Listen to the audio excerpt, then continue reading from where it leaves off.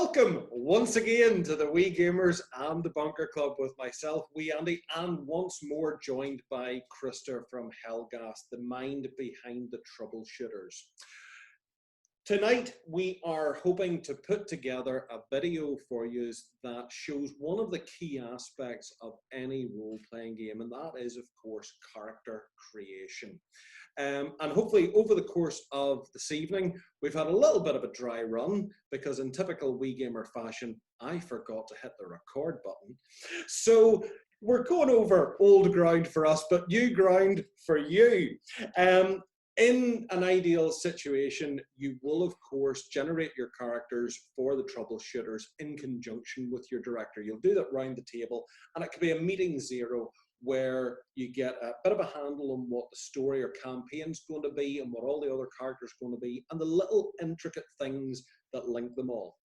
But to keep things easy for Krister, so he's not having to deal with a whole room full of mad Irishmen as crazy as myself, we're just going to pretend that they've nipped out for a pint down to the pub and he's just finishing off my character generation with me. So he might need to sort of pretend to talk about other characters or whatever. But in principle, we're doing this one-on-one, but under normal circumstances, this is a group activity. It's the first evening of getting your game together. I will be behaving myself, and from now on, pretty much trying to only answer the questions that the director shall ask me. And with that, I shall pass over to Krister. Krister, pleasure to see you once again, sir. Well, thank you to be back. It's nice to be back. I really like the background that you are having. Yes, a little nod to Tintin. I couldn't resist it. I couldn't resist it. I've even prepared my proper troubleshooter passport. So I've got the little printouts on my own. It's not, before anyone panics and thinks I've defaced a government document, it's my out-of-date passport. So I've put that into there, and I have my sacred book, which is filled, of course, with dice. And I've got my drink, and I've got my pencil, and yeah, I'm all yours. Okay. What we usually do when we start a new game is that we sit down in a session 0 and we talk about basically our expectations of the game, where we want to go, what we want to experience, and so on. So since this is pretend, I'll pretend that you'll join our group. And our group is a set of characters based in Paris,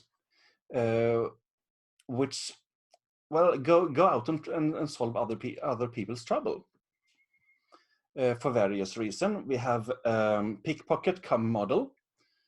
We have a doctor. We have an art acquisition agent who doesn't always acquire the art in the legal way. And we have a mad inventor of Hungarian origin as well.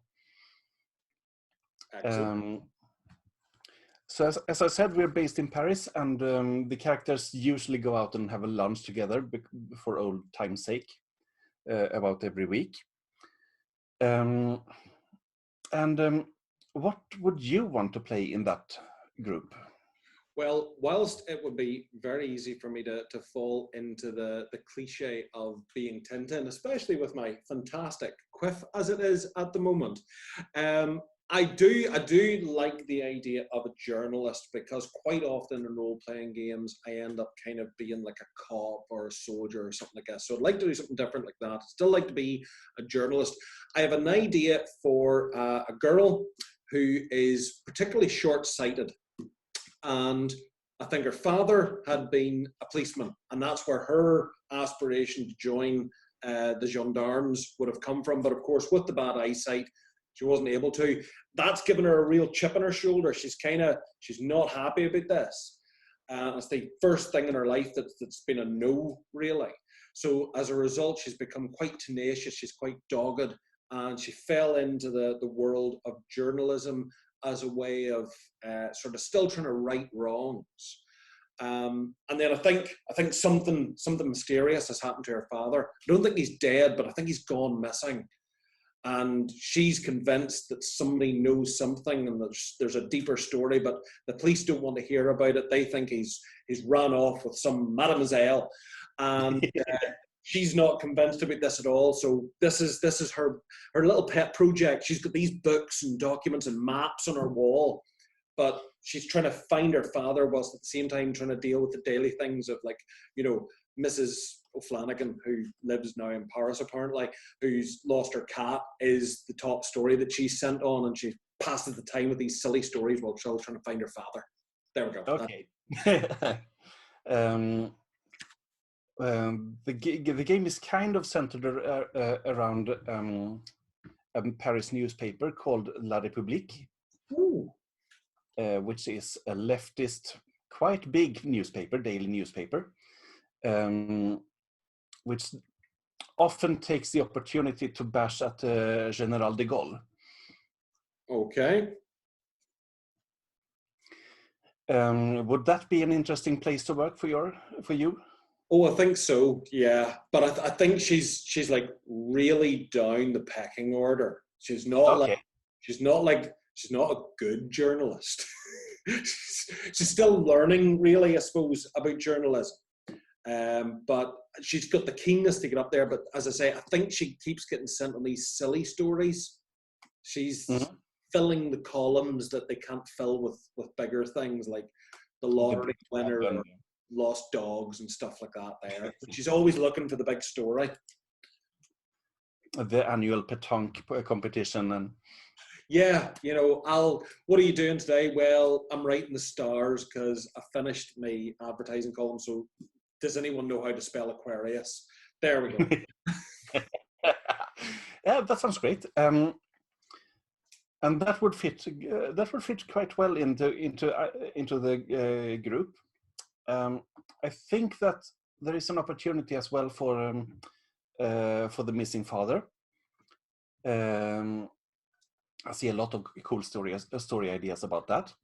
I also think that there could be some opportunity for your character to handle guns.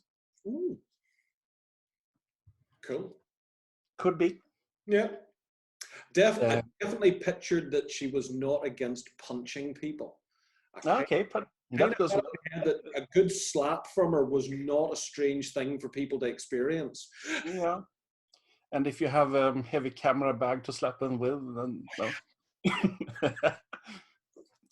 I did have a bag around here a minute ago. Yeah.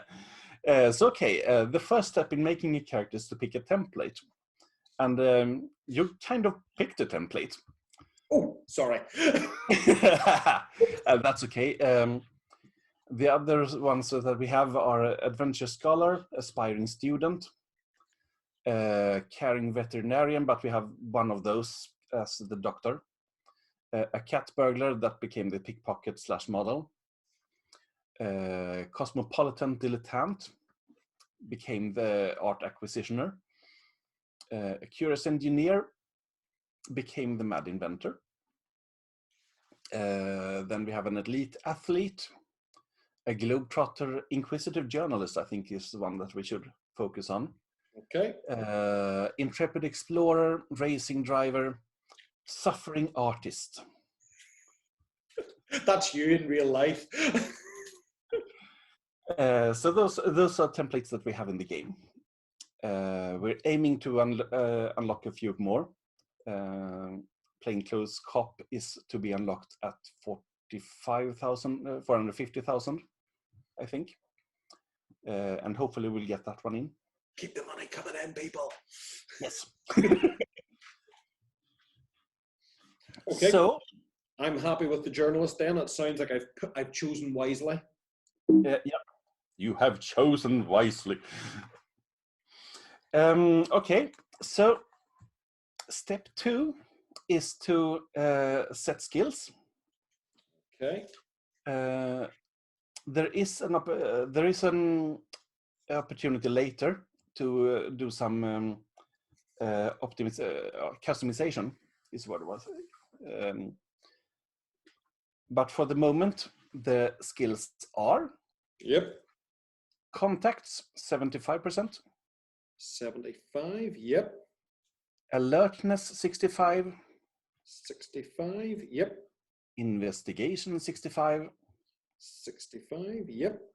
Subterfuge, 65.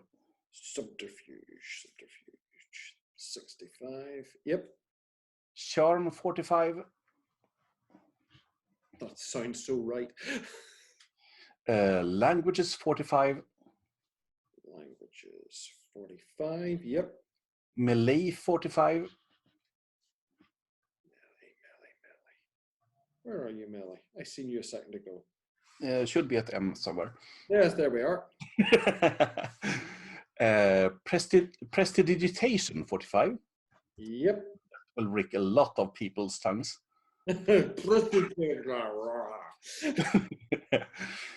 Status, 45. Status, 45, yep.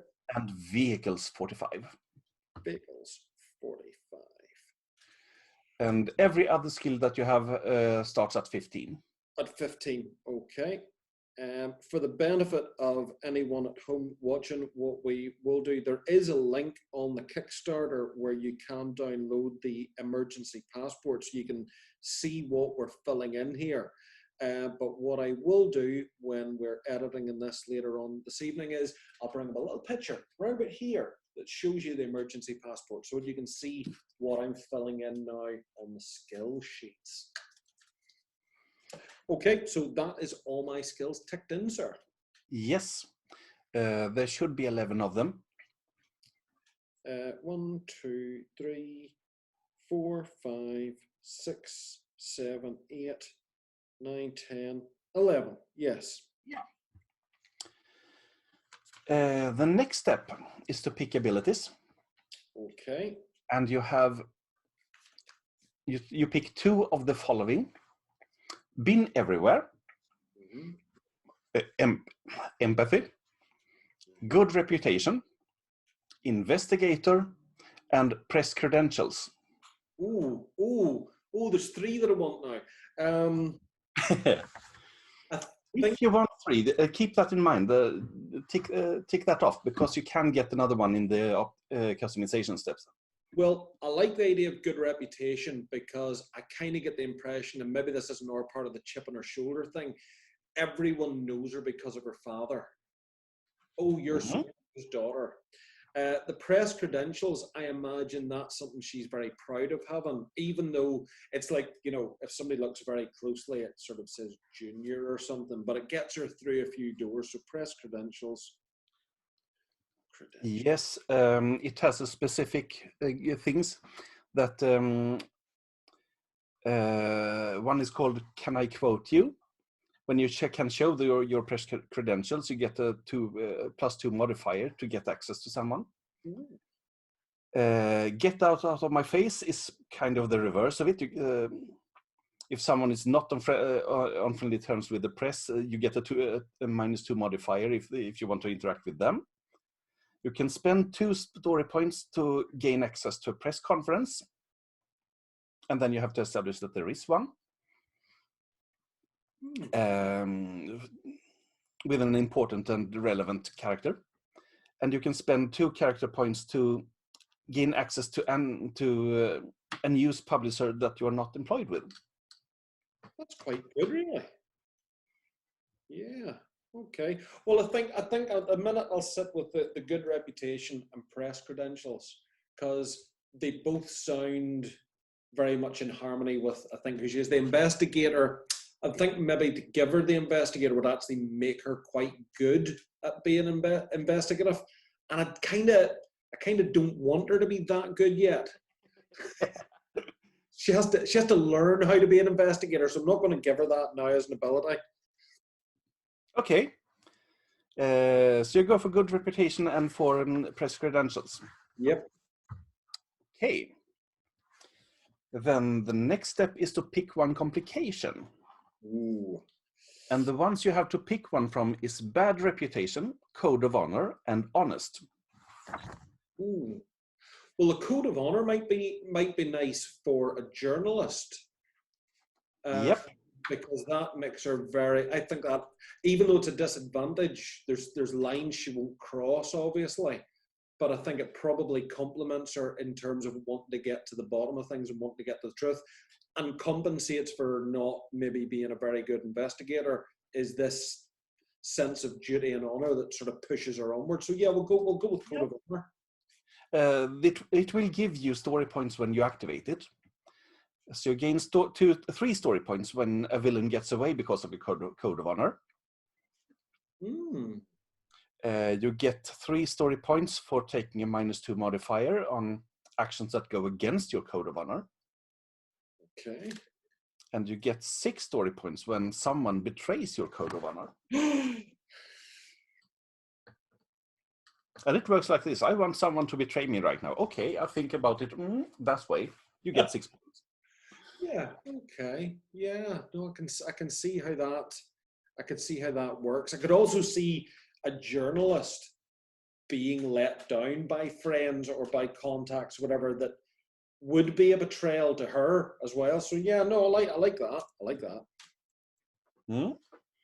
Yep. Good. Okay. I've come into this age where the eyesight is not as good as it was.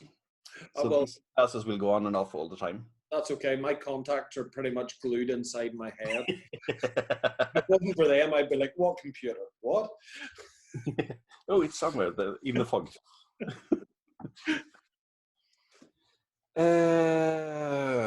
You get a vitality of 5. That's step 5, actually, to determine your vitality. That's a different. It may change if you pick some other skills later. Okay. Now, I just need to see where I put my vitality because I haven't come to that page yet. So I've got my page on abilities. So where do I put the vitality? Sorry. In the official passport, there should be a little box for it at the bottom of the skills. No, I see it now. Yes, it is quite clearly there. I just wasn't looking hard enough. So vitality of 5. Okay. Yes.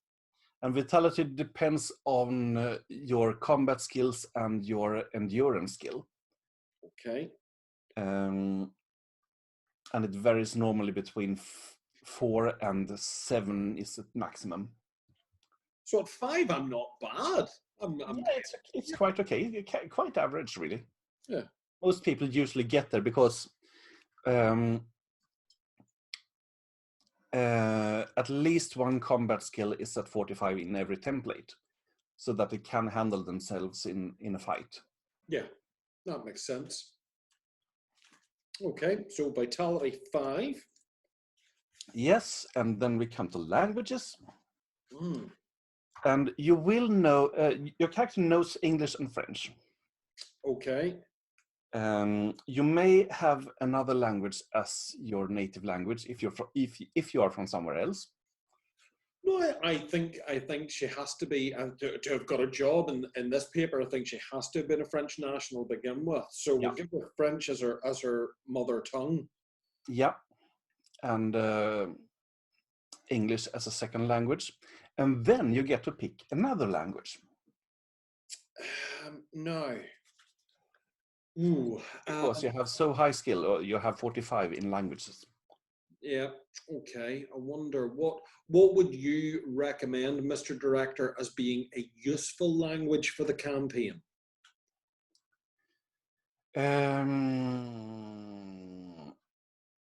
The next adventure, which we can't really plan for, will be set in somewhere in Southeast Asia.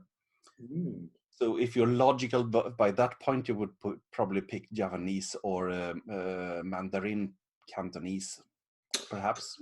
Mandarin's quite an international. But that's just next adventure. We never know if we return to that area. Of those, Mandarin, I think, would be quite the best. Yeah. Otherwise, we'll be all over Europe.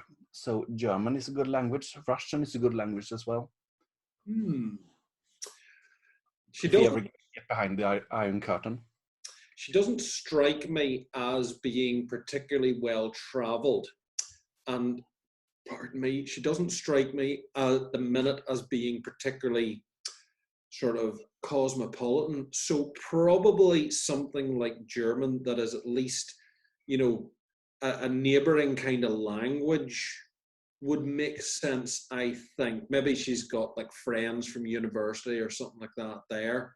Or maybe she was born in like the Alsace region. So she was exposed to it at an early age. Oh, sorry, Lorraine region. I mean. Okay, right. Well, we'll go for German then, because I think even though it might not long term be a big use to her, I think it makes more sense than picking something exotic. Yeah. German. Somewhere close to Strasbourg. Okay. Yep. So she's got a good tongue on her. Yeah. And then we come to gear kits. You have a camera. Gear kits. I can write. I usually use the page license for dangerous items for that. Yep. So you have a camera. Mm-hmm. You have either a forensics kit or a tape recorder. Ooh, tape recorder. And you have either a compact car or a moped. Ooh. Moped's too cliche. I'll go for a compact car. And you pick one of them as a signature gadget. And that means that if you lose it or it isn't available in the adventure, you get story points. Otherwise, you always have it with you somehow. The one that makes the most sense, I think, is the tape recorder. That makes the most sense. Yeah. And then you have to pick 2 more gear kits of your choice. So what kind of things would you imagine that you would have? And I could help you finding something. Ooh, no. And this is sort of things that she's likely to bring out and about with her, boot of the car type of thing. Or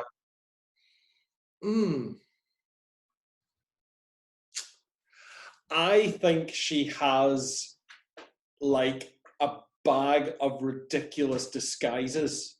Now, I don't mean anything fancy. I mean, like, you know, a big wide-brimmed floppy hat and a pair of sunglasses and a stupidly large handbag that's got a hole cut in it for the camera. That type. She's got like a bag. So, again, when she's on the hot trail of looking for clues about her dad or whatever, she has these things that she throws on to try and disguise herself. Okay, then you have a disguise kit. Disguise kit. Which ordinarily consists of a wig, makeup, lenses, cotton pads, and whatever stuff you fancy. For instance, a big hat or a big coat, or it's not a good disguise kit. She bought this stuff in TK Maxx in the sale. But it will give you a +2 modifier on disguising yourself. Excellent. It's better than I imagined. Yeah. It's got the disguise kit. What else would you have? I don't know. I'm hard pressed. Given what she's trying to do, is something like this here that's behind my shoulder, is that a kit? Is having like her not investigative journal, but like her dossier on her investigation into her father, would that count? That wouldn't really count as a gear kit, but we could make it one. I'm sort of thinking, is it a case that it's maybe got like maps and reference books that it ends up being useful to her for other things than she foreseen it being? Something like either a reference library, perhaps. Yeah. You won't have it with you, of course, except for select books or something. Yeah. But it will be reachable, at least. I mean, all you have to do is to go home. Yeah. Or a file cabinet, perhaps. Oh, yeah. Yes, that's cool. Yeah, like Hong Kong Fooey, a filing cabinet full of interesting stuff that's of no use until the moment she needs it. I like that. Yep, file cabinet. Yeah. of stuff. And that would give you a +2 modifier on investigation. I see, that's nice, because with her not having the ability of investigation, having a thing that kind of helps her, that makes Yes, sense to me. It's when she sits down and really does her schoolwork, things come together for her rather than her just exactly. wondering what corners to sniff. And Cool. most of these gear kits have such a function that they give you a bonus on some certain thing. That's nice. I like that. And then, as you say, if you lose your key one, you get some story points for not having it or whatever. And then we come to the next step, which is choosing plot hooks. Ooh, okay. And there are 11 plot hooks, and I have to check with the other players what they have picked. There is. Let's see.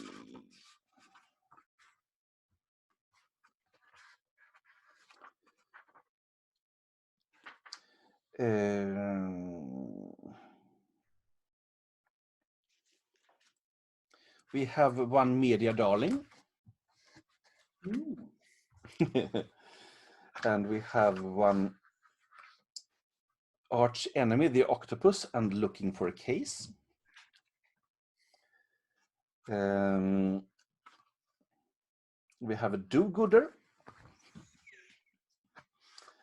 And the final one is an exile, which leaves foreign, IOU, looking for an adventure, and looking for the past and secret service left to pick from.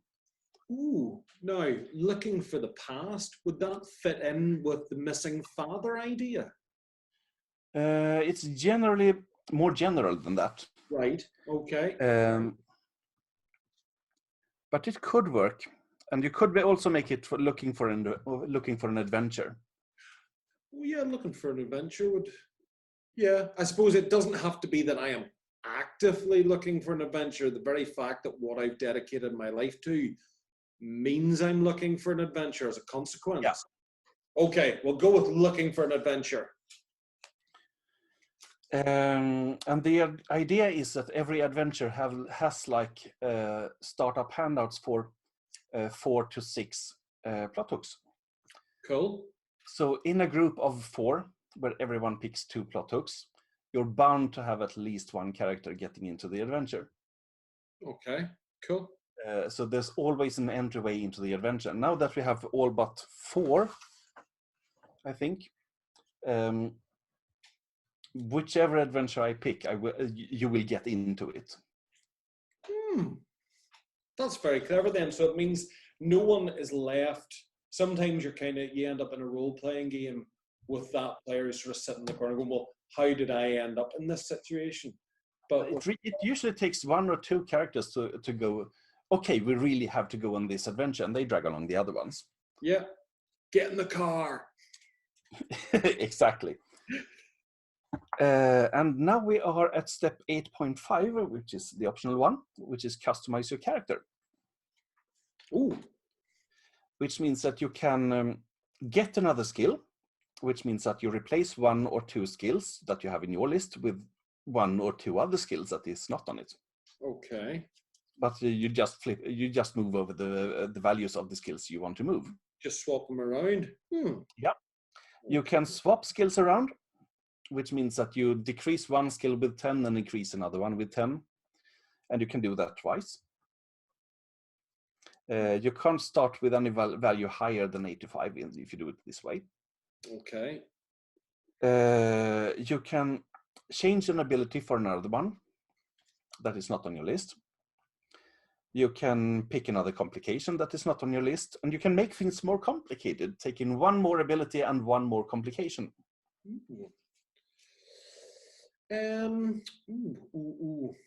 Well, I think looking at my character's skills, I'm largely happy with them. I think I would kind of like her to have Well, now that I'm looking at it, I'm sort of thinking that sneak and search could be quite useful for her. Yeah, you have search 65 already, but Oh, not. yes. No, you're right. Sorry. I'd just written that down badly. I could make it my own writing. Sneak might be nice. I'm sort of thinking that now you're going to have me finding it hard to say it. Prestidigitation. I may find that I am slightly top heavy in that skill. Maybe to reduce that by 35 and bring sneak up to 25. Yeah, or swap them entirely. That's up to you.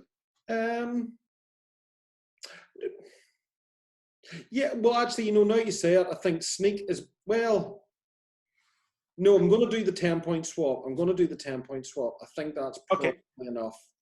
And I'll take that down because prestidigitation is probably going to be useful at some point for her. It'll be useful for me to be able to set by the end of the night. So we've got 25 in that. I know you'd mentioned firearms earlier. I don't think she's a gun girl. Okay. She's got her melee, so I like the idea that she might inadvertently be all right with like a fencing foil or something like that there.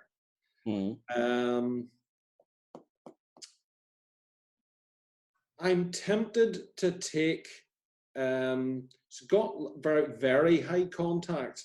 I'm tempted to take 10 points of that since I can do this to another skill. I'm tempted to take 10 points of contacts and give her 10 points in credit because she doesn't seem to have an awful lot of finance behind her.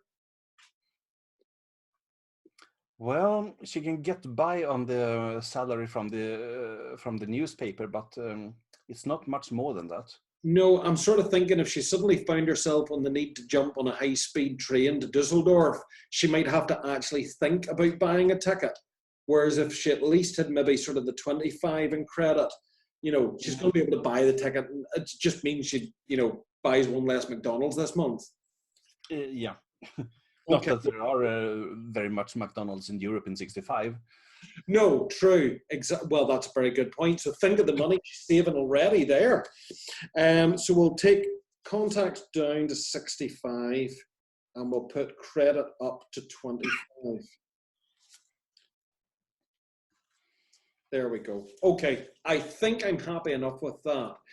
Seeing as how this would be me generating my first character, I don't feel comfortable giving her another ability or another complication just yet. I would imagine that first time out, I would like the character to be reasonably easy to police, both for my sake and for the director's sake. So that's probably enough there. But those little tweaks, I think, they're not going to make a difference to her vitality, but they just seem to round her off a little bit more. Yeah. And since vitality and endurance didn't change, your vitality is still 5. Yep. And since languages is still 45, you still have that extra language, German, to speak. Cool. So step 9 is designing your character. And you can do that by just making things up, like we usually do. There is a list of 100 design ideas. If you want to roll the dice.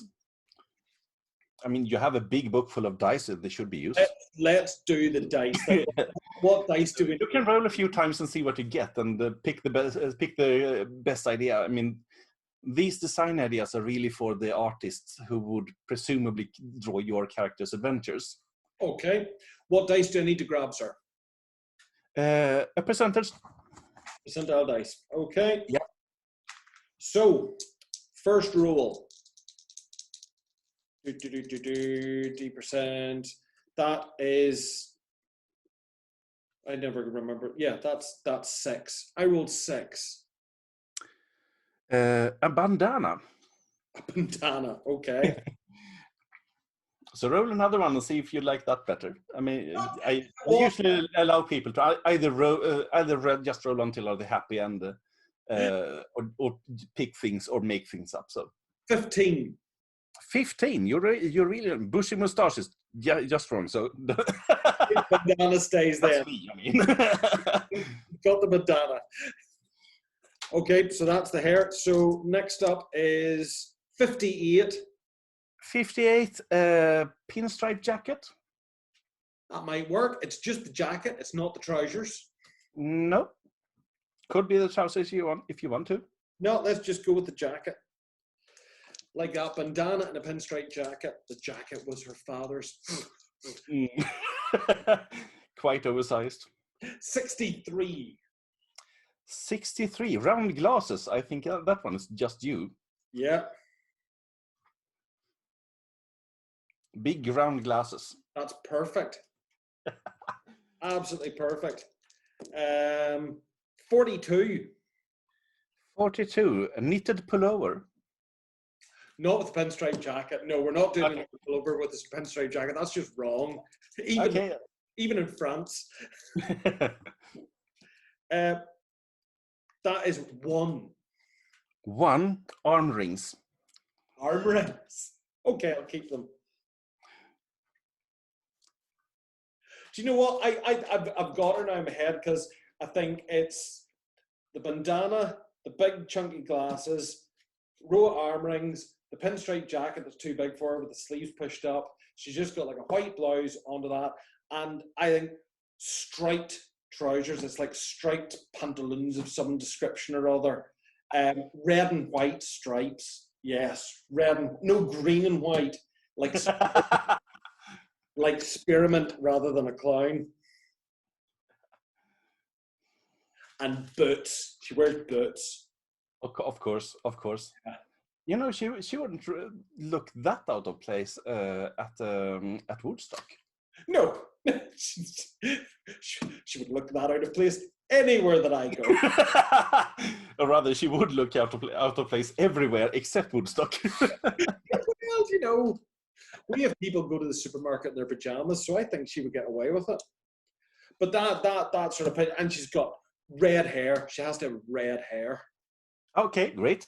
Yeah, because that's why she's angry all the time. Not all redheaded. It's a generalization within a comic book world, okay? Oh yes, yeah. I know them.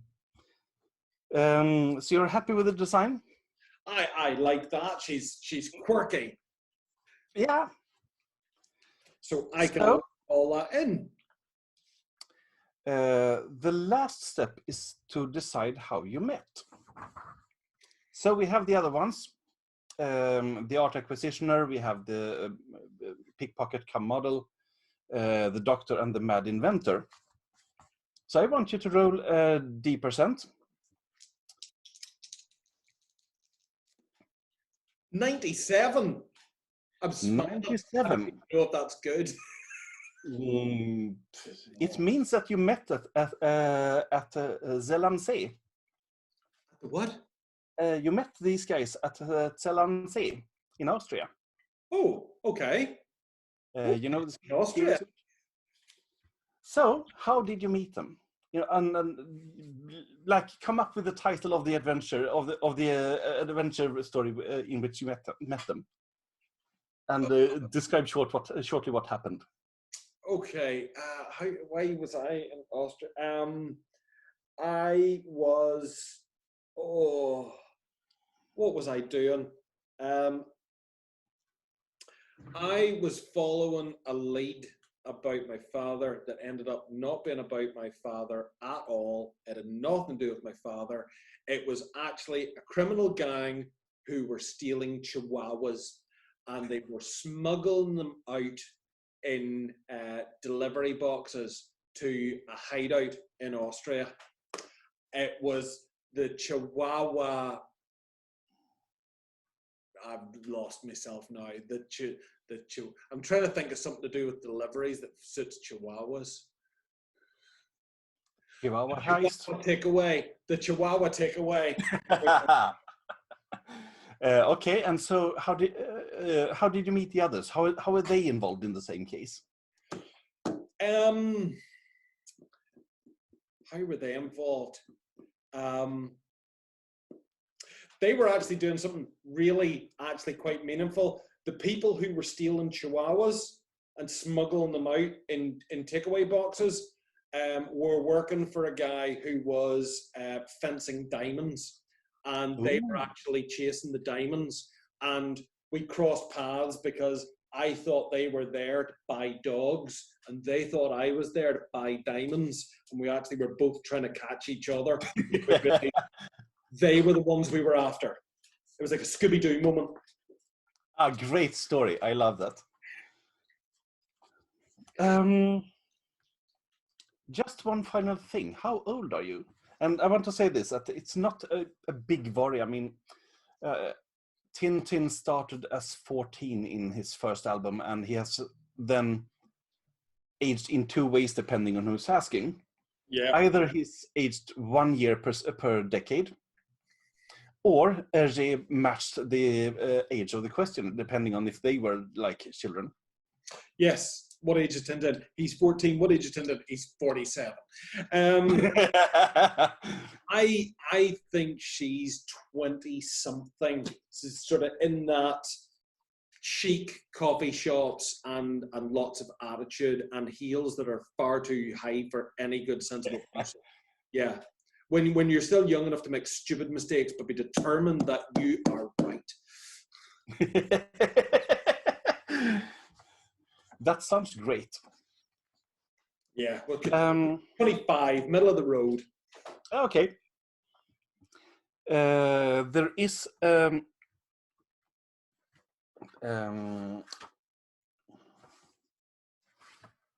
little bits for everything here. There's places to write where I live, given name, profession, color of eyes, color of hair, special peculiarities, which presumes like tattoos or anything like that there, birthmark. Visible birthmarks and that kind of stuff. Let's give her a mole. Let's give her a mole on her left shoulder.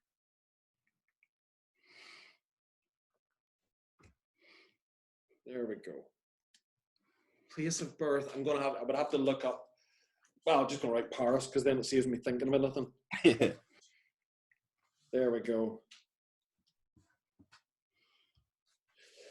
Residence. I imagine rather like her inspiration of Tintin. I imagine she lives in like a little apartment, but not as big as Tintin's. Probably like, you know, a bedroom and a living room and a little kitchen. Yeah. That's it. And it's like an attic or something.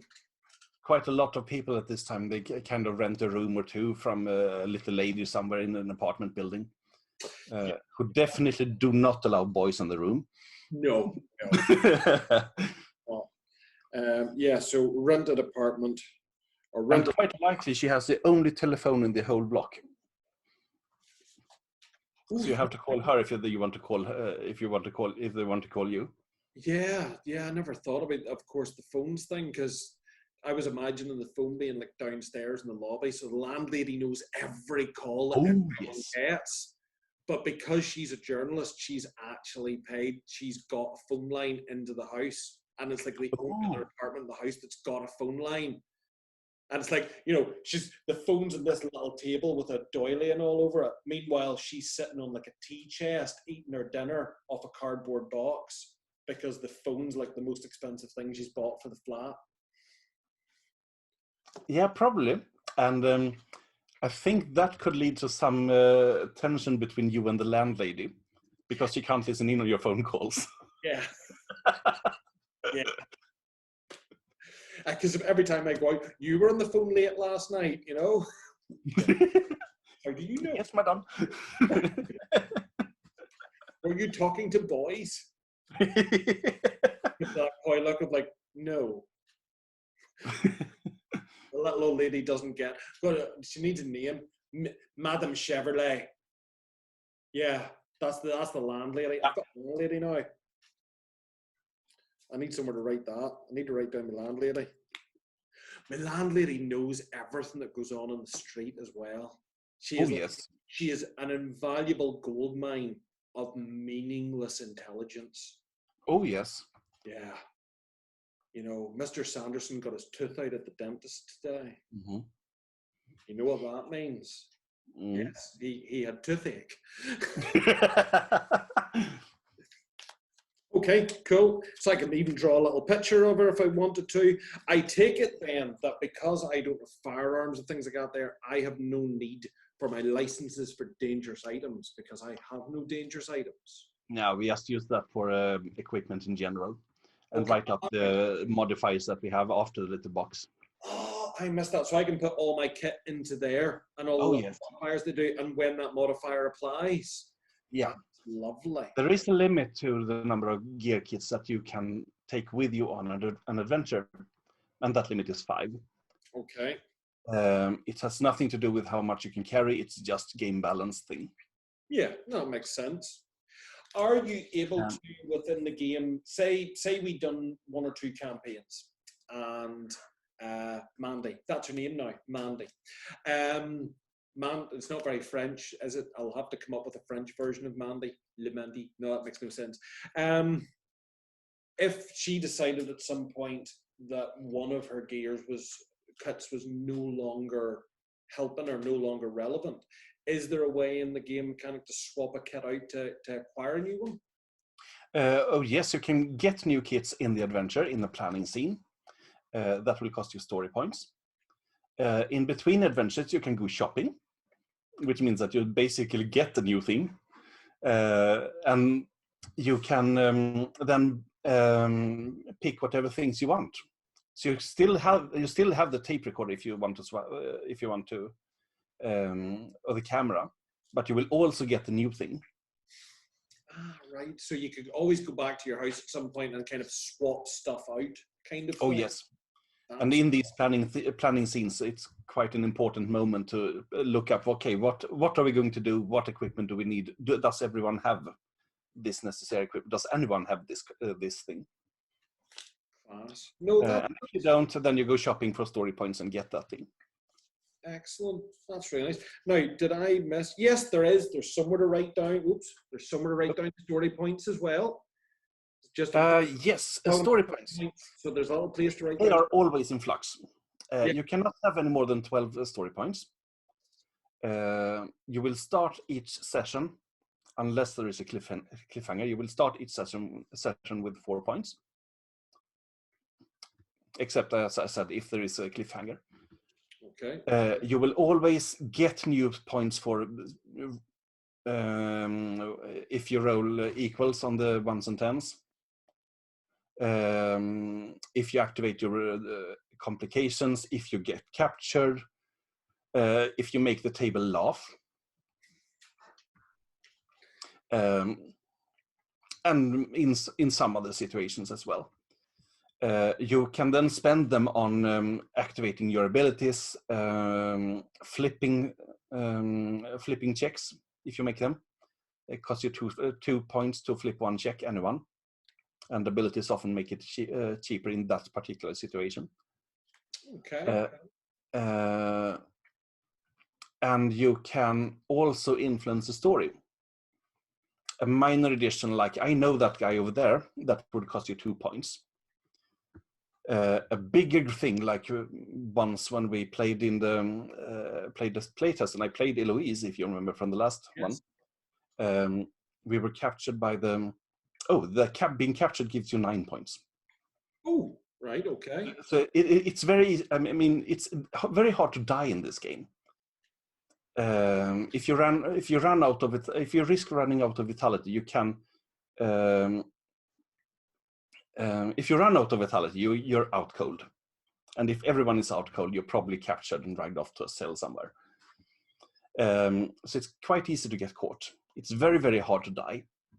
You have to actually opt for it. Okay, I want this to. I don't want to get out cold right now, so I'm taking mortal peril. Which means that if your vitality runs out, you're dead. Okay, cool. But you're not out cold. And you use that like in a fight that really means something to you. Like the final confrontation with the bad guy. Yeah. So, and if you're captured, you get 9 story points. So in this situation, we had been captured. I had full pot of 12 story points. We were dragged off in front of the bad villain, Count von Zadrit, who was, Mwahaha, you can never stop my evil plan, and all that. And I decided to spend 6 of my story points. We have used poker chips to show them. I put 6 poker chips in front of at the middle of the table and said, "Dad, do you have to be so embarrassingly evil?" And to the game master's credit, he bought it straight on. And what, Pumpkin? What are you doing here? I'm getting caught by my evil villain dad, of course. And that was such a hilarious moment that it actually ended up in the book. Brilliant. Yeah, I can see why that would happen. So they really are, they're the plot points. Plot points aren't, I suppose, new in themselves, but there's so many ways to spend them, and I suppose that's the thing. Yeah, they're kind of the engine of the game, really. Yeah, so I was just going to say that they actually fuel everything. You can kind of get by without having any, but having makes everything you do good. And even getting caught then becomes part of the story, because, I mean, when you think, okay, again, I have to sort of throw myself into the whole Tintin thing, but even if you take The Man from U.N.C.L.E. and all the rest of it, they're always getting caught. They're always getting thrown in a cell. And sometimes... And they almost never die. I mean, they're always knocked out. Yeah. Oh, yeah. Everyone gets clunked over the head or just shot there in the arm. Yeah. Oh. There is a condition called wounded, which you can take instead of getting the inflicted damage. And it's only when you take wounded that that there actually is any blood. At any other time, there's just, stars around the head or little birds or... I like it. Or 3 lines across the cheek like that, I want to play now. Oh dear. Well, hopefully that gives everybody. So I'll tell you what. You know what? If it doesn't help anybody, they're not paying attention, because I now feel, and I know you'd actually sent me some information that would have allowed me to already better understand character generation before we done this evening. But I've actually made a point of not reading it, just so that I could see if that process with you, everything fell into place, and it does. It's so linear, and it's so straightforward, and it's kind of do this. You've done all that. Now you've got some options to personalize it. Add all the colors and sprinkles that you want. Go, run, have an adventure now. You're ready, and it's just great. It's just great. We should maybe do a video next about that, some mechanics, like doing combat and car chases and all that sort of stuff, because that was just straightforward. There you go. Yeah, and that's basically how you make a character. So go have an adventure. Yeah, absolutely. Well, Mandy is ready to go. For you folks at home who are still sitting on the fence, who are looking at the Troubleshooters, thinking, will I, won't I? Well, there you go. Now you can even generate characters, but on the page there are links for all over the Kickstarter. You can download the sample adventure. It's got the characters already generated for you. I can't remember what the adventure's called. Can you, Krister? The Minoan Affair. There we go. You can characters off to Athens and the Greek archipelago. So a bit of globetrotting already, and you can print that out. It's only a few pages. It gets you enough information to get up and running, gives you the characters, and have a little go at it and see what you think. There we go. That's great. Is there anything else you feel, Krister, you want to add about character generation, or do you feel you've covered it all happily? I think that we covered up everything really here. I mean, we have basically, we skipped over the session 0 when we get together and speak about what we want, but after that, it's more or less straightforward until the plot hooks, where you have to gather as a group and discuss which plot hooks do we want. Yeah. And there's a bit of negotiation everywhere, but mainly on the plot hooks. And that's as we said at the start, it's an experience that is best curated. There's a lot of role-playing games where if I'm the GM, I can happily email you and say, roll me up a character, we're going to do D&D, or roll me up a character, we're going to do Vampire the Masquerade. And whilst there is a benefit in the players talking, you can largely get away with it. This really feels like it wants everyone to be on the same page. Yeah. sort of understand what they're doing. You can make a character on your own as well. I mean, it takes 10-15 minutes if you know what you're doing. But it's always more rewarding for everyone if you do it as a group. Yeah, because it's that sense, it's that sense in comic book world where the team are a team. They work together. They know each other, even if it's an informal team, even if it's a formal team. No, well, there we go. But one more thing, actually, you know that part where you roll where you met. Yes. The idea is that it's one random player will roll where he met another random player, and they make a story about that. Oh yeah. And the second player rolls for a random location where the two first one meets the third one, and so on along in the chain, and you just happen to be the last one in the chain. So I mean, the other ones have met in Moscow. The two first meet in Moscow, I think. The one thereafter, I think it was in Kyoto, and one in Innsbruck. Nice, very good. Well, that enriches it all as well, because if players already have that sense of connection before they start a campaign together, especially if they're all new to each other as well, that sort of enriches it and makes everyone gel together better. Well, there we go. Folks, if that has raised any questions for you, is it any concerns for you, the Kickstarter page is alive and well. You can dip in there, you can fire questions at Krister and the rest of the team. They'll be happy to answer you. You can post questions on the bottom of this video when it's up as well. And if I see any queries that regard the team from August, I will pass them over. I shall pass them over like that. And see the answers come back to you and help you out. Krister, thank you very much again for another. Thank you so much. Your company. It has been very pleasant. Mandy is good to go, and I will finish her off. I'll maybe even do a little character sketch for her tonight now as well. I feel like I know her already. No, that was what I asked for. Yeah, it was really good fun. So all it remains for us to do, folks, is to say bye-bye. Bye-bye.